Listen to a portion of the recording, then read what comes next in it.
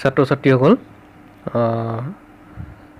আগৰ ভিডিঅ'ত কোৱাৰ নিচিনাকৈ মই যোৱাকালিয়ে তোমালোকক এই মেট্ৰিক পৰীক্ষাৰ প্ৰশ্নখনৰ উত্তৰ দিয়া কথা আছিলে, কিন্তু কিছুমান ব্যক্তিগত অসুবিধাৰ বাবে যোৱাকালি প্ৰশ্নখন দিয়া নহ'লে আৰু এই প্ৰশ্নখিনি টাইপ কৰোঁতে যথেষ্ট সময় লাগে, সেইবাবেও দিব পৰা নহ'ল আৰু লগতে মোৰ কিছুমান ব্যক্তিগত অসুবিধাৰ কাৰণেও মই দিব নোৱাৰিলোঁ।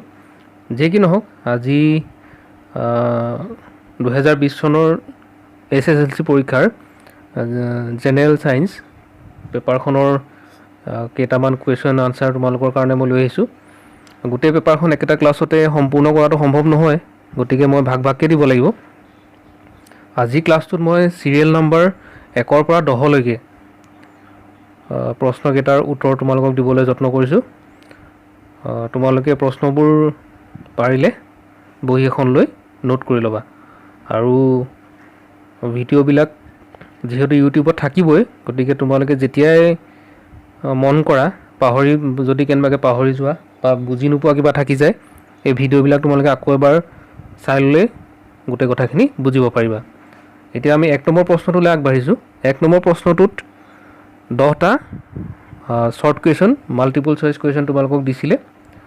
আমি প্ৰথম প্ৰশ্নটোলৈ যাওঁচোন। তাৰ কি দিছে প্ৰশ্নটো চোৱা। NaOH মানে ছ'ডিয়াম হাইড্ৰক্সাইড।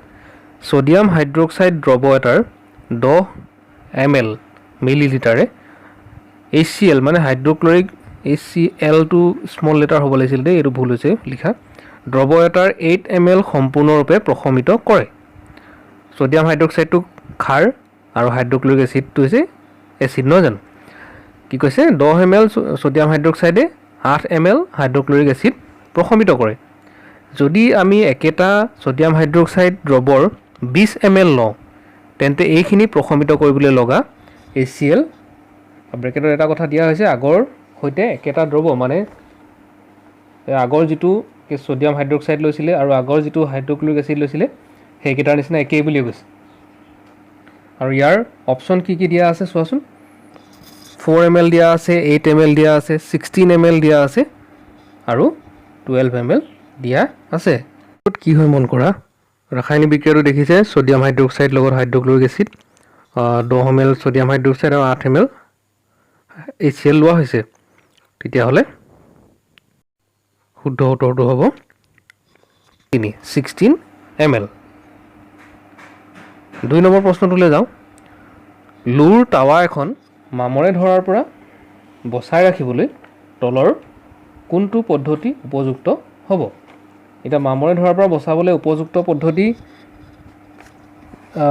ইয়াত তোমালোকক দিছে গ্ৰীজ ব্যৱহাৰ কৰি, 2 নম্বৰ দিছে ৰং ব্যৱহাৰ কৰি, 3 নম্বৰ দিছে জিংকৰ প্ৰলেপ দি, আৰু 4 নম্বৰ দিছে ওপৰৰ সকলো।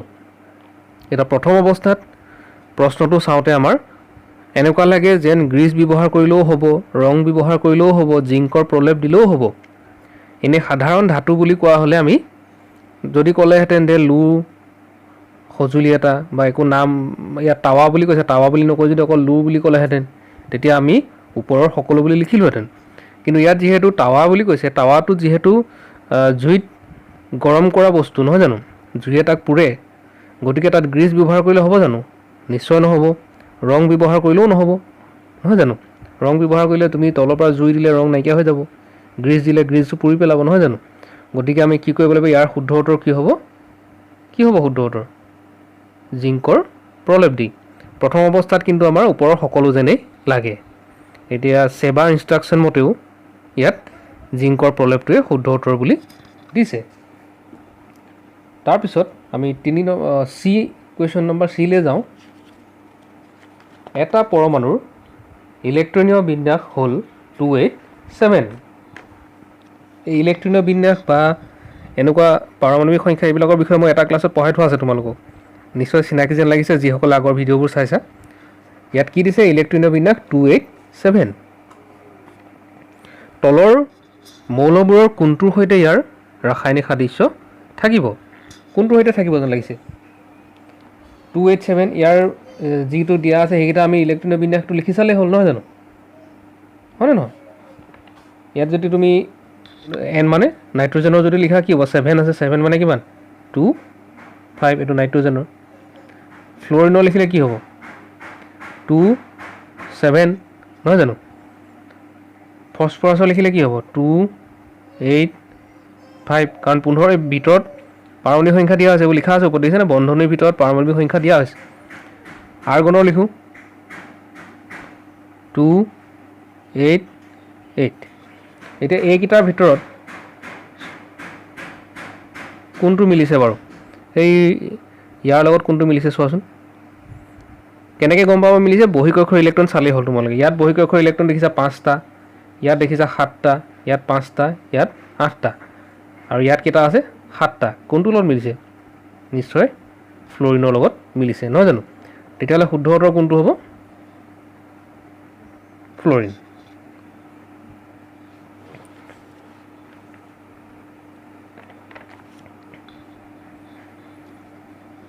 নেক্সট কোৱেশ্চন ডি অবাত শ্বসন সংঘটিত হয় 1 নম্বৰ দিছে মাইটকন্ড্ৰিয়াত 2 নম্বৰ ক্লোৰোপ্লাষ্টত 3 নম্বৰ কোষ কেন্দ্ৰত 4 নম্বৰ কোষ পৰশত এটা অবাত শ্বসন আৰু সবাত শ্বসন দুই ধৰণৰ শ্বসন হয় অবাত শ্বসন আৰু সবাত শ্বসনৰ বিষয়ে আমি জানো নহয় জানো অবাত শ্বসন অক্সিজেনৰ অনুপস্থিতিত হয় সবাত শ্বসন অক্সিজেনৰ উপস্থিতিত হয় নহয় জানো আৰু অবাত শ্বসন ক'ত সংঘটিত হয় গম পাইছানে হেতু হ'ব কোষ পৰশত মানে কিমান হ'ব নাম্বাৰ 4 বুজি পাইছা নেক্সট কোৱেশ্চনলৈ যাওঁ ই তলৰ কোনবিধ ৰোগ থাইৰক্সিন হৰমন উপযুক্ত পৰিমাণত ক্ষৰিত নোহোৱাৰ বাবে হয় মানে থাইৰক্সিন হৰমন যদি আমাৰ শৰীৰত উৎপন্ন নহয় বা নোলায় তেতিয়া এই তলৰ ৰোগ কেইটাৰ ভিতৰত কোনটো ৰোগ হ'ব পাৰে বেৰি দিছে গৰল ৰোগ দিছে ডায়াবেটিছ দিছে কটিয়া লগাৰ এইবিলাক মানে কি হয়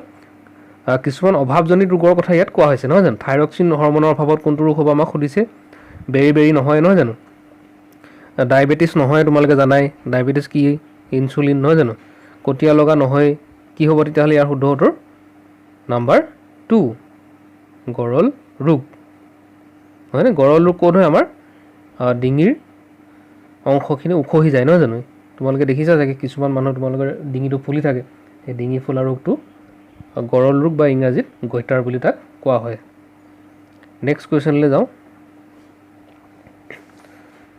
যদি জিনীয় গাঁথনি ওখ ব্ৰেকেটত দিয়া আছে দুটা কেপিটেল টি তোমালোকে জানা কেপিটেল টি আখৰে ওখ কাৰক বুজায় আৰু স্মল টিয়ে চাপৰ কাৰক বুজায় দুইটাই যদি কেপিটেল টি হয় তেতিয়া সি বিশুদ্ধ ওখ বুজায় নহয় জানো দুইটা চাপৰ হ'লে সি বিশুদ্ধ চাপৰ বুজায় হয় নহয় এটা সুধিছে কি জিনীয় গাঁথনি ওখ আৰু চাপৰযুক্ত গছৰ মাজত সংকৰণ ঘটোৱা হয় পিছৰটো অপত্য জনুত আমি কেনে ধৰণৰ গছ পাম কেপিটেল টি আৰু স্মল টি এনেকুৱা গছৰ মাজত যদি সংকৰণ ঘটোৱা হয় আমি কি পাম এনেকুৱা এটা আমি লক্ষণ পাম যি কি বুজাব গম পাইছেনে ওখ বুজাব কেলে ওখ বুজাব ইয়াত ওখ কাৰকটো বেছি প্ৰভাৱী হয় প্ৰভাৱী আৰু অপ্ৰভাৱী লক্ষণ আমি বংশগতি অধ্যায়টোত পঢ়িবলৈ পাম নহয় জানো তেতিয়াহ'লে ইয়াৰ শুদ্ধ উত্তৰ কোনটো হ'ব কেৱল ওখ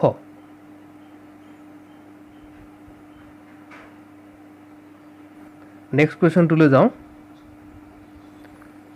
খুব সৰু সৰু আখৰবোৰ পঢ়িবলৈ তুমি কেনে ধৰণৰ লেন্স ব্যৱহাৰ কৰিবলৈ বিচাৰিবা সৰু সৰু আখৰ পঢ়িবলৈ আমি কেনেকুৱা ধৰণৰ লেন্স ল'ব লাগিব যিখন লেন্সে ডাঙৰ ডাঙৰ দেখি নহয় জানো তোমালোকে দেখিছা নে আটচি কাচ দেখিছা হয়নে নহয় আটচি কাচে চালে আমি কেনেকুৱা লাগে আখৰবোৰ ডাঙৰ ডাঙৰ দেখোঁ হয়নে নহয় আৰু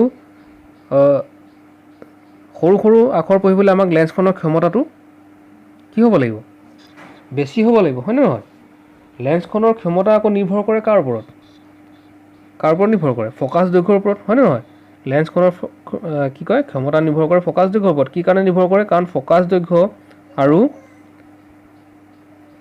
ক্ষমতাৰ সমীকৰণটো হ'ল এইটো মানে কি হয় এটা আনটোৰ ইনভাৰ্সলি প্ৰপ'ৰ্চনেল ব্যস্ত অনুপাতিক মানে ফ'কাছ দৈৰ্ঘ্য কম হ'লে লেন্সখনৰ ক্ষমতা বেছি হয় ক্ষমতা বেছি মানে কি ফ'কাছ দৈৰ্ঘ্য কম বুজি পাইছা কথাটো এতিয়া প্ৰথম কথা হ'ল তুমি কেনেকুৱা লেন্স ব্যৱহাৰ কৰিবা সেইটো আগত বাছি লোৱা ইয়াত দুই ধৰণৰ লেন্স দিছে, উত্তল লেন্স দিছে আৰু অৱতল লেন্স। ফ'কাছ দৈৰ্ঘ্য আমি পিছত চাম, প্ৰথমতে কি লেন্স ব্যৱহাৰ কৰিবা সেইটো আগত চাই লোৱা। কি লেন্স লাগিব আমাক? উত্তল লেন্স লাগিব, হয়নে নহয়? উত্তল লেন্স ইয়াত দুই ধৰণৰ আছে, দেখিছেনে? ইয়াত এখনত 50 চেণ্টিমিটাৰ, এখনত 5 চেণ্টিমিটাৰ।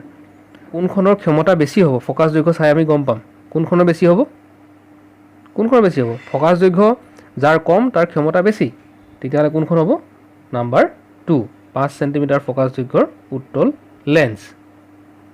নেক্সট কুৱেশ্যনলৈ যাওঁ। চকুৰ কি অংগৰ ক্ৰিয়াৰ বাবে চকুৰ লেন্সৰ ফ'কাছ দৈৰ্ঘ্য পৰিৱৰ্তন হয়? ইয়াৰ শুদ্ধ উত্তৰ কি হ'ব? ইয়াত অপশ্যন কেইবাটাও দিছে, চকুৰ মণি, অক্ষিপট, চিলিয়াৰী পেশী, চকুৰ পতা। ইয়াৰ শুদ্ধ উত্তৰ হ'ব চিলিয়াৰী পেশী, হয়নে নহয়? নেক্সট কুৱেশ্যনলৈ যাওঁ। তলৰ কোনটো ৰাশিয়ে বৈদ্যুতিক ক্ষমতা নিৰ্দেশ নকৰে? ইয়াত আমি যদি চাওঁ, মই লাষ্টৰ ফালৰ পৰা যদি চাই যাওঁ, VI, P=VI আমি পাইছোঁ, ক্ষমতা নিৰ্দেশ কৰে। V² কৰে, I² কৰে, ইয়াৰ নকৰে কোনটোৱে? IR²। নেক্সট কুৱেশ্যনলৈ যাওঁ। তলত উল্লেখ কৰা কোনখিনিয়ে খাদ্য শৃংখল গঠন কৰে? খাদ্য শৃংখল গঠন কৰাৰ কেনেকুৱা ধৰণৰ কৰিব? মানে ইটোৱে সিটোৰ ওপৰত নিৰ্ভৰ কৰি তাৰ খাদ্য, ধৰি লোৱা ইয়াত ঘাঁহ, মাছ, ছাগলী দিছে। ঘাঁহ, মাছ আৰু ছাগলীৰ মাজত খাদ্য শৃংখল গঠন হ'বনে নহয়? নহয়। কেলৈ নহয়? ঘাঁহৰ লগত মাছৰ যদি কিবা প্ৰকাৰ সম্পৰ্ক আছে, কিন্তু মাছৰ লগত ছাগলীৰ আকৌ একো সম্পৰ্ক নাই, নহয় জানো? ছাগলীয়ে কিন্তু মাছ নাখায়। বুজি পাইছেনে কথাটো? এনেকুৱা ধৰণে আমি চাব লাগিব। ছাগলী, গৰু, হাতী সম্পৰ্ক হ'বনে কিবা ইহঁতৰ? ছাগলীক গৰুৱে নাখায়, গৰুক হাতীয়ে নাখায়, নহয় জানো? কথাবিলাক হাঁহি উঠা যদিও মই বুজাই দিছোঁ কথাটো। ঘাঁহ, ছাগলী, মানুহ হ'ব নেকি কেনেবাকৈ? ঘাঁহ ছাগলীয়ে খায়, ছাগলীক মানুহো খায়, খাদ্য শৃংখল হয়। ঘাঁহ, ঘেঁহু, আম হ'বনে? নহয়। তেতিয়াহ'লে ইয়াৰ শুদ্ধ উত্তৰ কি হ'ব? নাম্বাৰ 3। তাৰ পিছৰ প্ৰশ্ন, চম্বু প্ৰশ্ন ইমানতে শেষ হৈছে। এতিয়া 2 নম্বৰ মাল্টিপল চইচ কুৱেশ্যন তোমালোকৰ যি 10টা আহিছিলে সেই 10টা ইমানতে শেষ হৈছে। এনেকুৱা 10টা কুৱেশ্যন প্ৰতিবাৰ পৰীক্ষাত আহে, আৰু এই 10টা কুৱেশ্যন খুব মাৰ্কিঙৰ ক্ষেত্ৰত খুব নিৰ্ভৰ কৰে। এইকেইটা একদম গোটা নম্বৰ, তোমালোকে এইকেইটা পাবলৈ সদায় যত্ন কৰিবা। এতিয়া ইয়াৰ পাছত কি প্ৰশ্ন দিছে চোৱা। কেলছিয়াম অক্সাইডে পানীৰ সৈতে তীব্ৰভাৱে বিক্ৰিয়া কৰি শিথিলিত চূণ কেলছিয়াম হাইড্ৰক্সাইড উৎপন্ন কৰে। কোনে কাৰ সৈতে বিক্ৰিয়া কৰি কি উৎপন্ন কৰে দি দিছে। তোমালোকে কি কৰিব লাগে? এই বিক্ৰিয়াটোৰ ৰাসায়নিক সমীকৰণটো লিখিব লাগে, আৰু বিক্ৰিয়াটোৰ কি প্ৰকাৰৰ বিক্ৰিয়া সেইটো উল্লেখ কৰিব লাগে। বিক্ৰিয়াৰ প্ৰকাৰকেইটা আমি জানো নহয় জানো? সংযোজন, বিযোজন, তাৰপিছত তাপবৰ্জী, তাপগ্ৰাহী, অপসাৰণ, দ্বি অপসাৰণ, এইকেইটাৰ ভিতৰত কোনটো বিক্ৰিয়া হ'ব তাৰমানে আমি তাক উল্লেখ কৰিব লাগে। প্ৰথম কথা আমি বিক্ৰিয়াটো লিখি ল'ব লাগিব। বিক্ৰিয়াটো লিখাৰ পিছত আমি বিক্ৰিয়াটো চায়ে গম পাম যে এইটো কি বিক্ৰিয়া। ঠিক আছে, আমি চাওঁ। আৰু এবাৰ পঢ়ি চোৱা যে কেলছিয়াম অক্সাইডে পানীৰ সৈতে বিক্ৰিয়া কৰি কি কৰে? শিথিলিত চূণ কেলছিয়াম হাইড্ৰক্সাইড উৎপন্ন কৰে। আমি উত্তৰটোলৈ যাওঁ। বিক্ৰিয়াটোৰ ৰাসায়নিক সমীকৰণ হ'ল, ইয়াত দেখিছা কেলছিয়াম অক্সাইড পানীৰ লগত বিক্ৰিয়া কৰিছে আৰু কেলছিয়াম হাইড্ৰক্সাইড উৎপন্ন কৰিছে। এই বিক্ৰিয়াটো এটা কি হৈছে? বাওঁফালে তোমালোকে দেখিছা বিক্ৰিয়ক দুটা আছে। কি কি বিক্ৰিয়ক আছে ইয়াত? এইটো এটা বিক্ৰিয়ক, এইটো এটা বিক্ৰিয়ক। দুটা বিক্ৰিয়ক লগ লাগি এটা বিক্ৰিয়ক হৈছে। হ'ল, আমি কি পাইছিলোঁ? দুটা বা তাতোধিক বিক্ৰিয়ক পদাৰ্থ লগ লাগি এটা মাত্ৰ বিক্ৰিয়াজাত পদাৰ্থ উৎপন্ন হ'লে তেনেকুৱা বিক্ৰিয়াক কোৱা হয় সংযোজন বিক্ৰিয়া। বুজি পাইছা? আৰু এই বিক্ৰিয়াটোত যথেষ্ট তাপ উৎপন্ন হয়, সেইকাৰণে ইয়াক তাপবৰ্জী বিক্ৰিয়া বুলি কয়। এতিয়া তোমালোকৰ পৰীক্ষাত সংযোজন বিক্ৰিয়া লিখিলেও শুদ্ধ দিব, তাপবৰ্জী বিক্ৰিয়া লিখিলেও শুদ্ধ দিব। এই দুটাৰ ভিতৰত যিকোনো এটা লিখিলেই হ'ল। 1 নম্বৰ আহিছিলে এইটো প্ৰশ্ন। নেক্সট কুৱেশ্যনটোলৈ যাওঁ। উদাহৰণেৰে সৈতে মৌল এটাৰ বহুৰূপৰ সংজ্ঞা লিখা। বহুৰূপ, এই নামটোতে তাৰ অৰ্থটো লুকাই আছে। বহুৰূপ মানে কি? এটাতকৈ বেছি ৰূপ থকা, হয়নে? এতিয়া বহুৰূপ মানে কি? আমি উত্তৰটোলৈ যাওঁ। বহুৰূপ হৈছে কোনো মৌলৰ পৰা সৃষ্টি হোৱা কিছুমান পদাৰ্থ য'ত সেই মৌলৰ ধৰ্ম অটুট থাকিবও পাৰে বা নাথাকিবও পাৰে। বুজি পাইছেনে? এটা মৌলৰ অন্য কিছুমান ৰূপ। তাৰ পিছৰ লাইনটো চোৱা। মৌল এটা একাধিক ৰূপত থকাকে বহুৰূপ বোলা হয়, যেনে হীৰা আৰু গ্ৰেফাইট কাৰ্বনৰ বহুৰূপ। কাৰ্বন অধাতু যদিও গ্ৰেফাইট বিদ্যুতৰ সুপৰিবাহী। বুজি পালানে কথাটো? তাৰমানে এনেকুৱা, কাৰ্বনৰ কেইবাটাও ৰূপ আছে। কাৰ্বন ই হীৰা হিচাপে থাকিব পাৰে, গ্ৰেফাইট হিচাপে থাকিব পাৰে, ফুলাৰিন হিচাপে থাকিব পাৰে। এইকেইটালৈ নাযাওঁ, আমি এই কাৰ্বন আৰু গ্ৰেফাইটটোকে চাওঁ, মানে গোটেইকেইটাই কাৰ্বন কিন্তু দেই। এই কাৰ্বনৰ পৰাই কাৰ্বনৰ এই ৰূপকেইটাও হৈছে আচলটো হৈছে কাৰ্বনেই, কিন্তু এইকেইটা তাৰ এটা এটা ৰূপ। এতিয়া কাৰ্বনৰ গোটেই ধৰ্ম সেইকেইটা নাথাকিব পাৰে, তাৰমানে বুজি পাইছা? কেলৈ নাথাকিব পাৰে? হীৰাটো প্ৰকৃতিৰ আটাইতকৈ টান পদাৰ্থ তোমালোকে জানাই। গ্ৰেফাইটটো তোমালোকে দেখিছাই, কাঠ পেঞ্চিলৰ মাজত থাকে কোমল, নহয় জানো? ফুলাৰিন নাই দেখা যিটো ধৰ্মবিলাক একেই নহয়, তাৰমানে ফুলাৰিনৰ সংকেত C60 নহয় জানো? বাৰু, কাৰ্বন আৰু গ্ৰেফাইট যদি আমি লওঁ তেতিয়া কি দেখিবা? এনেই অধাতুবিলাক বিদ্যুতৰ অপৰিবাহী হয় নহয় জানো? কিন্তু কাৰ্বনৰ এটা ৰূপ, গ্ৰেফাইট আকৌ বিদ্যুতৰ কি হয়? পৰিবাহী। কথাটো বুজি পাইছে ন? তাৰমানে বহুৰূপ হ'লে কি হয়, ধৰ্মটো যে একেই হ'ব সেইটো কোনো তেনেকুৱা ধৰণৰ কথা নাই। ধৰ্ম তাত থাকিবও পাৰে, অটুট নাথাকিবও পাৰে। আৰু মৌলতাৰ একাধিক ৰূপটোৱে হৈছে তাৰ বহুৰূপ। বুজি পাইছা? যদি নুবুজিছা আকৌ তোমালোকে মোক জনাবা এইটো, তেতিয়া মই আকৌ ৰিপিট কৰি দিম এবাৰ। কুৱেশ্যন নম্বৰ 4, কেটিনেশ্যন কাক বোলে? উত্তৰটো ইয়াতে দিয়াই আছে। কাৰ্বনে নিজৰ মাজতে বান্ধনি সৃষ্টি কৰি অসংখ্য যৌগ গঠন কৰিব পৰা ধৰ্মকে কেটিনেশ্যন বোলে। এইটো জাষ্ট আনচাৰটোহে আৰু দেই, এইটো তোমালোকৰ কিতাপতো এনেকৈ আছে সংখ্যাটো। বুজি পাবলৈ হ'লে কি কৰিব লাগিব? কাৰ্বনে কি হয়? 4ডাল বান্ধনি গঠন কৰিব পাৰিছেনে? সেইকাৰণে কাৰ্বনৰ যোজ্যতা 4, হয়নে নহয়? কাৰ্বনে এনেকৈ কি কৰিব পাৰে? আকৌ নিজৰ লগতে বান্ধনি গঠন কৰিব পাৰে। এনেকৈ কাৰ্বনৰ লগত আকৌ কাৰ্বন লগ লাগিব পাৰে, আকৌ কাৰ্বন লগ লাগিব পাৰে, আকৌ কাৰ্বন লগ লাগিব পাৰে। এনেকৈ কি হয়? কাৰ্বনে নিজৰ মাজতে বান্ধনি গঠন কৰি কৰি গৈ থাকিব পাৰে। কথাটো ধৰি পাইছা? আৰু এই ধৰ্মটোৱে নাম হ'ল কেটিনেশ্যন। মনত থাকিব? নেক্সট কুৱেশ্যনলৈ যাওঁ। কুৱেশ্যন নম্বৰ 5, কোনো জীৱই জীৱনকালত অৰ্জন কৰা চৰিত্ৰবিলাক তাৰ সতি সন্ততিলৈ বংশানুক্ৰমিকভাৱে কিয় প্ৰবাহিত নহয়? প্ৰশ্নটো তোমালোকে এবাৰো নুবুজিলে 2-3বাৰ পঢ়িবা, তেতিয়া অলপ হ'লেও আইডিয়া পাবা। ভালকৈ মন দি প্ৰশ্নটো পঢ়িলেও উত্তৰখিনি বহুত কণে উত্তৰে পোৱা যায়। এতিয়া ইয়াত চোৱা, কোনো জীৱই জীৱনকালত অৰ্জন কৰা চৰিত্ৰবিলাক, অৰ্জন কৰা চৰিত্ৰ মানে কেনেকুৱা ধৰণৰ চৰিত্ৰ? এতিয়া ধৰি লোৱা মোৰ দেউতাই গাড়ী চলাব নাজানে ধৰি লোৱা, কিন্তু মই চলাব জানো। কথাটো বুজি পাইছেনে? সেইটো মোৰ দেউতাৰ জিনৰ পৰা অহা নাই, তাৰমানে DNA পৰা অহা নাই। বুজি পাইছা কথাটো? সেইটো মই কি কৰিছোঁ? মোৰ জীৱনত নিজে অভ্যাস কৰি মই সেই চৰিত্ৰটো অৰ্জন কৰিছোঁ। বুজি পাইছা কথাটো? এতিয়া মই যে গাড়ী চলাবলৈ শিকিলোঁ, মানে কি হয়, মোৰ সন্তানৰ গাত সেই চৰিত্ৰটো দেখা নোপোৱা, সি গাড়ী চলাব নাজানিব পাৰে। কথাটো বুজি পাইছা? চোৱা উত্তৰটো, জীৱৰ জীৱনকালত আৰ্জিত চৰিত্ৰবোৰ জনন কোষৰ DNA লৈ গতি নকৰে। সেয়ে জীৱৰ জীৱনকালত আৰ্জিত চৰিত্ৰবোৰ বংশানুক্ৰমিকভাৱে প্ৰবাহিত নহয়। তাৰমানে এজন মানুহে নিজৰ জীৱনত যিখিনি অভ্যাস কৰি কৰি শিকিব, সেই শিকাৰ কথাখিনি জিনত বা জনন কোষৰ যি DNA লৈ গতি নকৰে, নহয় জানো? তেওঁ নিজে অভ্যাস কৰিহে কৰিছে এই কামটো, তেওঁৰ জিনৰ পৰা DNA পৰা এইবিলাক পোৱা নাই। বুজি পাইছা? এতিয়া সেই অভ্যাসটো তেওঁতে থাকিব, সেইটো তেওঁৰ সন্তান বা তেওঁৰ পিছৰ প্ৰজন্মলৈ জন্মগতভাৱে নাযায়। কথাটো বুজি পাইছা? সেইকাৰণে কি হৈছে, জীৱৰ জীৱনকালত যিখিনি চৰিত্ৰ অৰ্জন কৰে সেই চৰিত্ৰবোৰ জনন কোষলৈ যাব নোৱাৰে, জনন কোষৰ DNA লৈ যাব নোৱাৰে। গতিকে সেই চৰিত্ৰবিলাকৰ বংশানুক্ৰমিকভাৱে প্ৰবাহো নহয়। ধৰি পাৰিলা কথাটো? এজন মানুহে সাঁতুৰিব জানে বুলিয়ে তেওঁৰ সন্তানে সাঁতুৰিব নাজানিব পাৰে। বুজি পাইছা? সাঁতুৰিবলৈ শিকি নাহে তাৰমানে। সেই সন্তানেও আকৌ কি কৰিব লাগিব? পিছত অভ্যাস কৰিব লাগিব। অভ্যাস কৰি তেওঁ বেলেগ কিবা এটা শিকিলে আকৌ তাৰ পাছৰ প্ৰজন্মলৈ সেইটো নাযায়। বুজি পাইছা? এইবিলাক তাৰমানে জেনেটিক নহয়, মানে বংশানুক্ৰমিক চৰিত্ৰ নহয়। ঠিক আছে, পাছৰ প্ৰশ্নলৈ যাওঁ। তৰাই তিৰবিৰাই কিয়? আমি ৰাতিৰ আকাশত তৰাবোৰ তিৰবিৰাই থকা দেখোঁ, নহয় জানো? ইয়াৰ উত্তৰটো কি দিয়া আছে? তৰাৰ পৰা অহা পোহৰৰ বায়ুমণ্ডলীয় প্ৰতিসৰণৰ বাবেই তৰাৰ তিৰবিৰণি দেখা যায়। বায়ুমণ্ডলীয় প্ৰতিসৰণ মানে আমাৰ বায়ুমণ্ডল কি হয়? আমাৰ বায়ুমণ্ডল যথেষ্ট কিছুমান এনেকুৱা তৰপ থাকে বায়ুমণ্ডলত, বুজিছানে? আৰু বায়ুমণ্ডল অনবৰতে কি হয়? জোকাৰ খাই থাকে। বায়ু কেতিয়াও স্থিৰ নাথাকে, নহয় জানো? বায়ুমণ্ডলৰ তৰপবোৰ কি হয়? কোনোবা এটা তৰপ ডাঠ থাকে, কোনোবা এটা পাতল থাকে, আকৌ কোনোবা এটা ধৰি লওক মাজতে ডাঠ থাকে, কোনোবা এটা পাতল থাকে। তাৰমানে বায়ুমণ্ডলৰ মাজেৰ পোহৰ আহোঁতে কি হয়? জিগজেগ লাইনত আহিবলগীয়া হয়, মানে বেকা বেকি লাইনত আহে পোহৰটো। কেলৈ বেকা বেকি লাইনত আহে? আমি পোহৰৰ প্ৰতিসৰণৰ এটা সূত্ৰ পাইছিলোঁ যে পোহৰ যেতিয়া পাতল মাধ্যমৰ পৰা ডাঠ মাধ্যমলৈ গতি কৰে তেতিয়া কি হয় অভিলম্বৰ পৰা অলপ কাষ চাপি আহে এনেকৈ গতি কৰিছে ধৰি লোৱা ই অভিলম্বৰ চাপি আহে আকৌ ওলাই যাওঁতে আকৌ এনেকৈ ওলাই যায় ডাঠ মাধ্যমৰ মানে এইটো কৰা যদি কাছ এইটো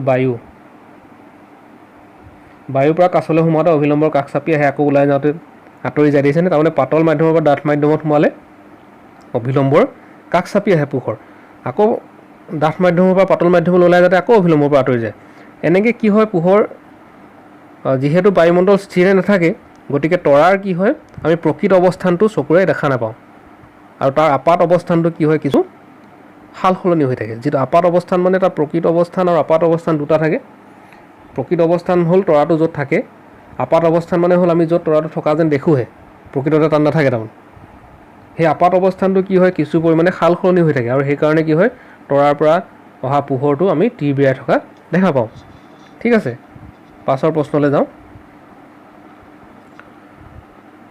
তলৰ উক্তিসমূহ ৰাসায়নিক সমীকৰণৰ ৰূপত লিখা আৰু সন্তুলন কৰা এই যে তলত দিছে সেইবিলাক আমি শব্দ সমীকৰণ পাইছোঁ ইয়াত শব্দ হিচাপে দিয়া আছে সেইবিলাক আমি ৰাসায়নিক সংকেত লিখিব লাগিব সমীকৰণ বনাব লাগিব আৰু সেই সমীকৰণবিলাক আমি সমতুল কৰিব লাগিব প্ৰথম কি দিছে হাইড্ৰজেন ছালফাইডে ইয়াৰ লগে লগে তোমালোকে হাইড্ৰজেন ছালফাইডৰ সংকেতটো জানিব লাগিব H2S বুলি বায়ুত দাহিত হৈ মই কোনোবা এটা ক্লাছত কৰিছিলোঁ দাহিত হোৱা মানে কি অক্সিজেন যোগ হোৱা পানী আৰু কি উৎপন্ন কৰে বুলি কৈছে ছালফাৰ ডাই অক্সাইড উৎপন্ন কৰে চাওঁচোন বিক্ৰিয়াটো আমি এটা এটাকৈ চাম প্ৰথমতে এইটো বিক্ৰিয়া চাই লওঁ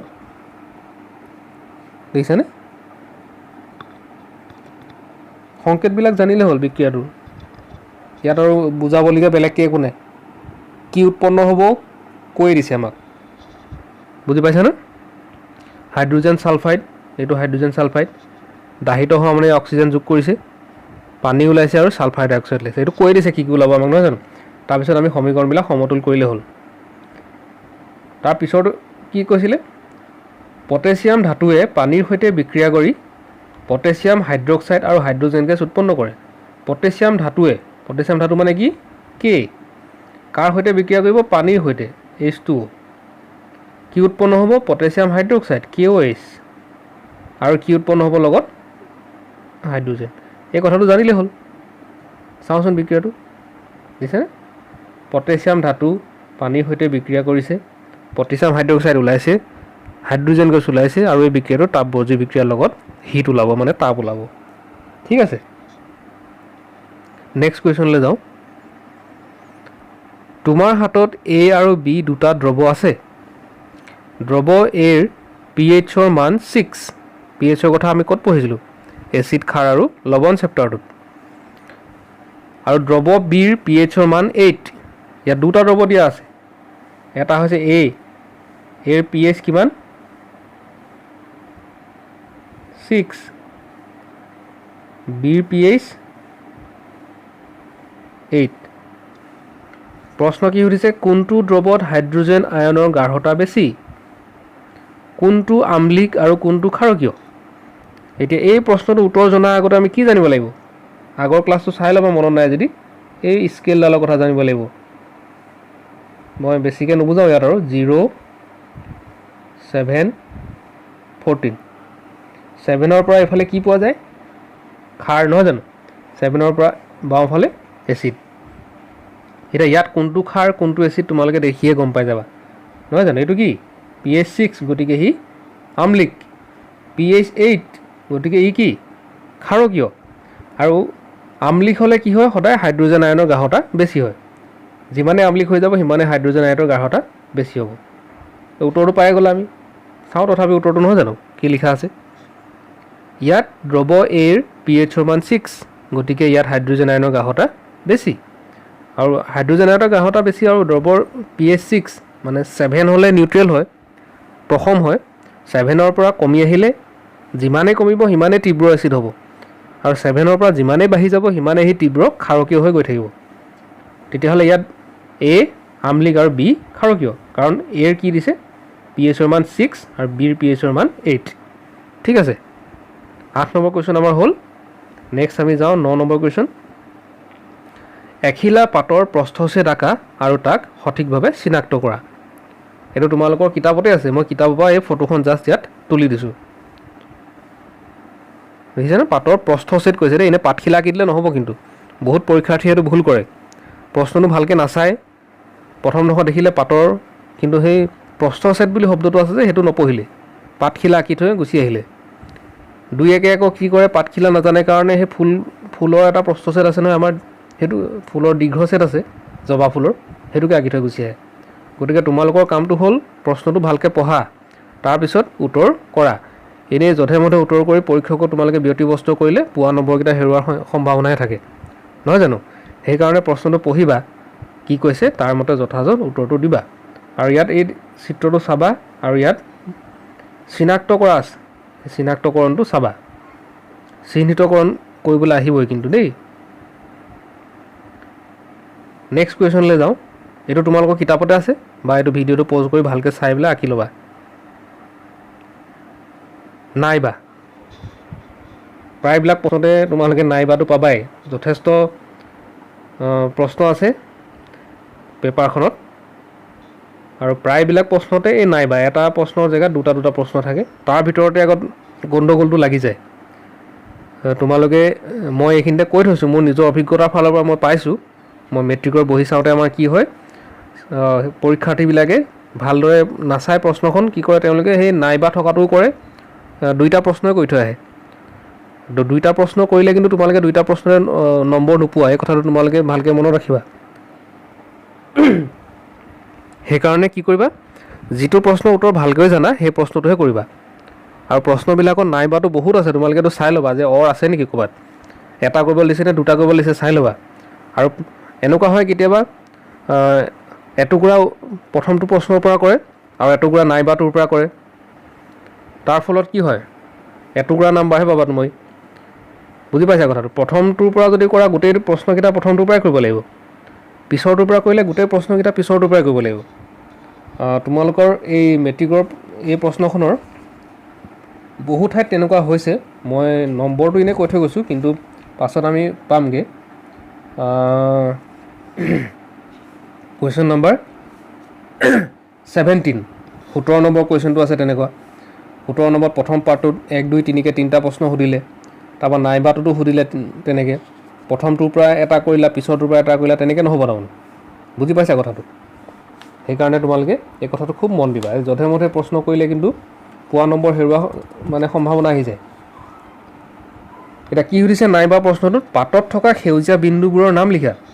উদ্ভিদৰ পাতত থাকে কিছুমান সেউজীয়া সেউজীয়া বিন্দু, সেই বিন্দুবিলাকৰ নাম লিখিবলৈ কৈছে, আৰু এইবোৰে কি কাৰ্য প্ৰদৰ্শন কৰে সেইটো তোমালোকক লিখিবলৈ কৈছে। নম্বৰ আছে 1+1 2, প্ৰথম টুকুৰা কৰিলে 1 পাবা, পাছৰ টুকুৰা কৰিলে 1 পাবা, 2টা মিলাই 2 আছে। উত্তৰটোলৈ যাওঁ। এইবিলাক মই কৈ গৈছোঁ, কেলৈ ভুল কৰে বহুত ছাত্ৰ ছাত্ৰী দেই। আৰু তোমালোকে ভাবিবা এইখিনি কি অদৰকাৰী কথা বুলি নাভাবিবা, কিন্তু এইখিনি অদৰকাৰী কথা নহয়, বহুতে এইখিনি কথা ভুল কৰে। এতিয়া উত্তৰটো চোৱা, পাতত থকা সেউজীয়া বিন্দুবোৰৰ নাম ক্ল'ৰ'প্লাষ্ট, মই ব্ৰেকেটত লিখি দিছোঁ হৰিত কণা। এই 2টা নামৰ ভিতৰতে কোনোবা এটা তোমালোকে পাব পাৰা। কিছুমান বস্তু 2টা নাম মনত ৰখাটো ভাল, যেনে ধৰি লোৱা এতিয়া ক'ৰবাত তোমালোকে হৰিত কণা বুলি পালা, লাগি গ'ল কনফিউজন যে হৰিত কণা বুলি কি আছে বা ক্ল'ৰ'প্লাষ্ট বুলি কি আছে, 2টা একেই বস্তুৱে। বুজি পাইছেনে কথাটো? ঠিক তেনেকৈ ক্ল'ৰ'ফিলক কি পত্ৰহৰিত বুলি কয়, কেতিয়াবা আকৌ ক্ল'ৰ'ফিল বুলিয়ে দি দিয়ে, কথাটো বুজি পাইছা? তেনেকুৱা আৰু বহু শব্দ আছে, সেইবিলাক 2টা শব্দ তোমালোকে মনত ৰাখিবা। তেতিয়াহ'লে সেউজীয়া বিন্দুবোৰৰ নাম হৰিত কণা বা ক্ল'ৰ'প্লাষ্ট। ক্ল'ৰ'প্লাষ্টত ক্ল'ৰ'ফিলবোৰ থাকে আৰু ইহঁতে সালোক সংশ্লেষণ কাৰ্যত ভাগ লয়। চিম্পল উত্তৰ, প্ৰথম টুকুৰাত 1 পালা, পাছৰ টুকুৰাত 1 পালা, 2 নম্বৰ হৈ গ'ল। ঠিক আছে। সালোক সংশ্লেষণ কৰিবলৈ কিন্তু পত্ৰহৰিত লাগে আৰু, নহয় জানো? পত্ৰহৰিত নথকা উদ্ভিদে সালোক সংশ্লেষণ কৰিবই নোৱাৰে। বুজি পাইছা কথাটো? এইটো তোমালোকে জানা বুলি মই ধৰিছোঁ, কাৰণ সালোক সংশ্লেষণৰ কথা আৰু একেবাৰে সৰুৰ পৰা পঢ়িবলৈ পায়, নহয় জানো? নেক্সট কুৱেশ্যন আৰু লাষ্ট কুৱেশ্যন, এইটো আমি 10 নম্বৰলৈকে মই লৈছিলোঁ প্ৰশ্ন। পেশী কোষে তাৰ আকৃতি কেনেদৰে সলনি কৰে? 2 নম্বৰ আছে। পেশী কোষবোৰত এক বিশেষ ধৰণৰ প্ৰ'টিন থাকে, যেতিয়া ইহঁতে বৈদ্যুতিক প্ৰবাহ গ্ৰহণ কৰে তেতিয়া ইহঁতৰ আকৃতিৰ সাল সলনি ঘটে। এনে হোৱাৰ কাৰণে প্ৰ'টিনবোৰৰ নতুন শৃংখলাৰ কাৰণে ই সৰু হৈ যায়, আৰু এনেদৰে কি হয়, পেশী কোষবিলাকে তাৰ আকৃতিটো সলনি কৰে। ইয়াত আৰু এটা প্ৰশ্ন আছে, নাইবা বুলি দিছেনে? প্ৰায় থাকেই আৰু নাইবাটো। আমাৰ শৰীৰত আয়োডিনৰ গুৰুত্ব কি? তোমালোকে যদি সেই আগৰটো নোৱাৰা প্ৰশ্ন উত্তৰ কৰিব, এইটো যদি নোৱাৰা তেতিয়া সেই পিছৰটো কৰিবা, এইটো কৰিবা। সেই আগৰটো আৰু এইটো দুইটা কিন্তু কৰি থৈ আহিলে লাভ নহয়। কেলৈ লাভ নহয়? তোমালোকে দুইটাৰ নম্বৰ নোপোৱা, তাৰমানে 2 2 4 নিদিয়ে তোমালোকক, 2হে দিব, যিকোনো এটাহে চাব। বুজি পাইছা? এতিয়া ইয়াৰ উত্তৰটো কি চাওঁ। আয়োডিন তোমালোকে শুনিয়ে থাকা, আয়োডিনযুক্ত নিমখ আমি খাব লাগে, টিভিত এডভাৰটাইজ দেখিয়ে থাকা। কি কাৰণে আয়োডিনযুক্ত নিমখ খাব লাগে বা আয়োডিন নাথাকিলে কি হয়, এইটো আমি চাওঁচোন কি লিখা আছে। থাইৰয়ড গ্ৰন্থিয়ে থাইৰক্সিন নামৰ হৰম'নবিধ ক্ষৰণ কৰিবৰ বাবে আয়োডিনৰ আৱশ্যক। আমাৰ যিটো থাইৰয়ড গ্ৰন্থি আছে, সেই থাইৰয়ড গ্ৰন্থিয়ে কি কৰে? থাইৰক্সিন নামৰ এবিধ হৰম'ন ক্ষৰণ কৰে। শ্বৰ্ট কুৱেশ্যন কৰোঁতে তোমালোকে পাইছিলা এটা প্ৰশ্ন, দিছেনে? সেই প্ৰশ্ন আকৌ এই প্ৰশ্নই প্ৰায় ইয়াত কিছু কথা মিলিছে। থাইৰক্সিন শব্দটো আগত পাই আহিছে তোমালোকে। এই থাইৰক্সিন হৰম'নে দেহৰ কাৰ্বহাইড্ৰেট, প্ৰ'টিন আৰু চৰ্বিৰ বিপাকীয় ক্ৰিয়াসমূহ নিয়ন্ত্ৰণ কৰে। তাৰোপৰি দেহত আয়োডিনৰ অভাৱ হ'লে গৰল ৰোগ হোৱাৰ সম্ভাৱনা অধিক হৈ পৰে। আয়োডিন অভাৱ হ'লে থাইৰক্সিন হৰম'ন ক্ষৰণ নোহোৱা হয়। বুজি পাইছা? থাইৰক্সিন হৰম'ন যদি ক্ষৰণ নহয়, তেতিয়া আমাৰ সেই গৰল ৰোগে দেখা দিয়াৰ সম্ভাৱনাটো খুব অধিক হৈ পৰে, যিটো তোমালোকে সেই শ্বৰ্ট কুৱেশ্যন কৰোঁতো পাই আহিছা গৰল ৰোগৰ কথা, নহয় জানো? ঠিক আছে, তেতিয়াহ'লে ছাত্ৰ ছাত্ৰীসকল এই 10টা কুৱেশ্যন তোমালোকৰ লগত আজি আলোচনা কৰিলোঁ। যদি এই কুৱেশ্যনবিলাকৰ কিবা বুজি নোপোৱা আছে, তোমালোকে ভিডিঅ'টোৰ তলতে কমেণ্ট কৰিব পাৰিবা আৰু সুধিব পাৰিবা, বা বেলেগ কিবা তোমালোকৰ যদি প্ৰশ্ন আছে এইকেইটাৰ বাহিৰেও, যে এইটো প্ৰশ্ন বুজি পোৱা নাই বা এইটো কেনেকৈ হ'ব, সেইবিলাকো তোমালোকে সুধিব পাৰা। আৰু মই ভাবিছোঁ মই লকডাউন খোলালৈকে এই কাৰ্যসূচীটো চলাই যাম।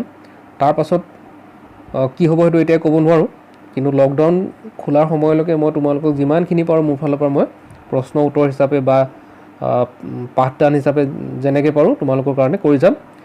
আৰু তোমালোকেও কি কৰিবা? সহযোগ কৰিবা আৰু ইয়াৰ পৰা যিখিনি শিকিছা সেইখিনি তোমালোকৰ বহীত ধুনীয়াকৈ নোট কৰিবা। হ'ব? ঠিক আছে বাৰু। আৰু ইয়াৰ 11 নম্বৰৰ পৰা আমি বেলেগ এটা ক্লাছ লৈ পেলাই আকৌ সেইখিনি তেনেকৈ 10টা কুৱেশ্যন হিচাপে লৈ পেলাই, কাৰণ ইয়াত ইমানগাল আছে এই পেপাৰখনত, মানে একেটা ভিডিঅ'ত কৰিলে এনেই প্ৰশ্নখন কৰোঁতে কিমান দেৰি লাগে? 3 ঘণ্টা লাগে। 3 ঘণ্টা সময় নহয় জানো? কিন্তু মই যদি কম্পিউটাৰত টাইপ কৰি প্ৰশ্ন উত্তৰ বনাবলৈ হয় মোৰ 3 দিনমান লাগিব। সেইকাৰণে কি হয়, মই 10টা কুৱেশ্যন ল'ম আৰু সময়মতে তোমালোকক দি যাম। তোমালোকে সেইমতে বুজিবা, বুজি নাপালে সুধিবা আৰু নোট কৰি যাবা। ঠিক আছে?